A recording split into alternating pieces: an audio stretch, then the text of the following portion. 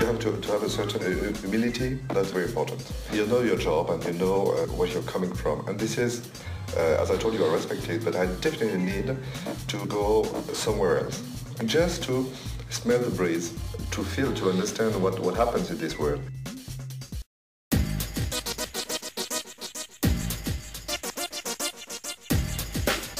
What is Mauboussin? Mauboussin, it's a jeweler in Place Vendôme in Paris, and it was born in 1827, and it's still in the same family. And for the time being, I'm very proud just to represent the sixth generation of jewelers. Mauboussin, in the etymology, seems to be several nice signatures. Moult, beau, saint, in Old French. It starts naturally as an artisan, and after, with a chance, of course, of great customers, such like aristocracy, and after the, I would say, the royal family, because we work with them. The real strategy started with Georges Mauboussin, and that was in early the 20s, and I would say the Art Deco period. You know, you have some international exhibition, such like the Art Decorative Vision. Yes. A lot of foreigners came to Paris. Paris was a very nice capital in terms of art, and he received some first prize in this type of exhibition. So his workmanship and creation were recognized, and mainly, which is something important, in the United States.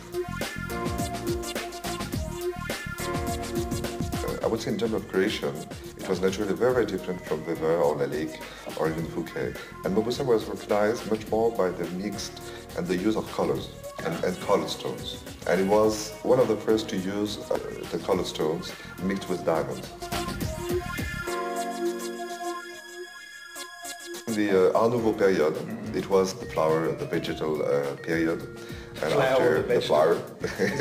Yeah, exactly. Yes. And after in the Art Deco period, of course, it was much more structured, more, I would say, like architecture, and with a mix of different materials. The great creators were using more, I would say, diamonds or enamels or certain type of workmanship. Mauboussin wants to be different. But Mauboussin was certainly one of the first, and I think before Cartier, to use what they call the tutti frutti. Let's say to use the engraved stones coming from India mainly, and just to mix all together, like more or less some rough stones, just to make a decorative floral piece. The most creative, the strongest part of Mauboussin was during the Art Deco period. You were free just to use different materials, to use different colors, to mix all together. One of the most important periods, I would say the Indian period, with the marriage of Indore. I do remember when my father told me about that, it was more than only, I would say, business. But he loves to talk with my father about spirituality, about religion, out of this world. And my father spent about sometimes 3 months in Indore. I have a great meeting one day, that was in '86, with the Brunei family, Sultan Brunei. And first I know him very, very well. And that during the 15 years, that was 50 years I spent with him, only in terms of creation, give me the extraordinary chance to realize and to push me like it was like a king from the others. Surprise me, do something more in terms of automatons, mixing the technologies and the art. I just choose one territory, very simple one, which is the French art of you.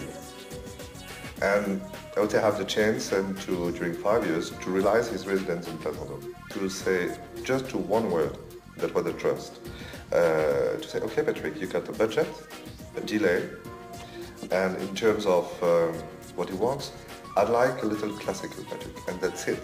Oh, you mean to tell me he actually charged you with the responsibility of building his house here? Total. Why are you doing this? I definitely didn't want to join the company. I was more interested in graphic arts. I love it. I really love it. And after I was selling just to some advertising company at that time, some little graphic arts or little graphic jobs. Yes. And one time my father, while I was ending my studies, he was very, very shrewd, I would say. He said, okay, you finish your thing, you have a little job, it's okay, and now you get some holidays before joining it again. Why did you want to try on a training course in what you like, you know, in the workshop? First you will start with some metals, not precious metal at all, and after, if it's going well, you will use silver, and at last, it should be a drop of gold, but nothing else. I say, yes, it should be very interesting. And I start creating with my hands some rings or brooches or just to learn. And I love it. What I discovered in the third dimension, which was for me much more important, because you know when you realize a jewel, it should be a ring or a brooch or something, it's like a sculpture. It's like a volume in the space. Yes. And how you build it. It's between, I would say, sculpture and architecture. Yes. You know, it's a mix of the two things. And I discovered it. And I discovered that from nothing, from a piece of metal like that, with your hand and with the wish that you have, you can just hammer it perfectly or create something. And from nothing, you create something which has a proper life.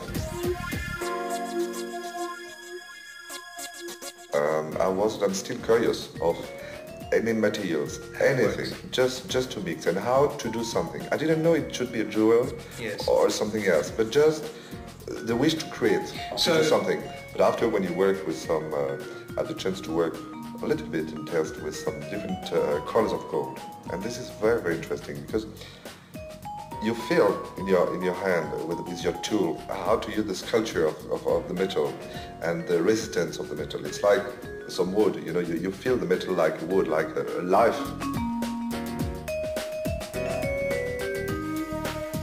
What does the word jewellery mean to you? First, a pleasure. Something which it's wearing of a lot of emotion. I would say that the magical of the precious metals, because it's rare, of how to find the stone. And let's say the role of the jeweler is a sort of alchemist, which has the power to know about the stones, what is the precious one, what is not, and what is the power of each stone, and how to use with metals to enhance it and to give to the powerful this rarity and this power.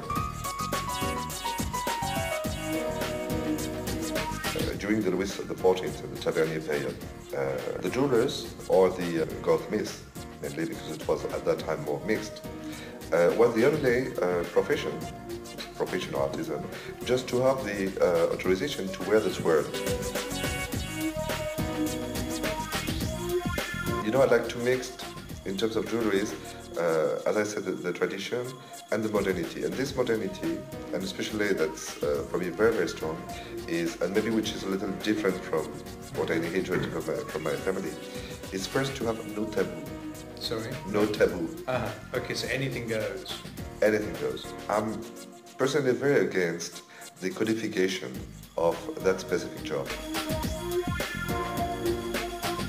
I would be more than proud in 100 years or 150, something like that, if Mauboussin, of course, is still a great name, and I would say more and more, but has kept his culture, and for example, some jewelries are considered in the history as a witness of their time.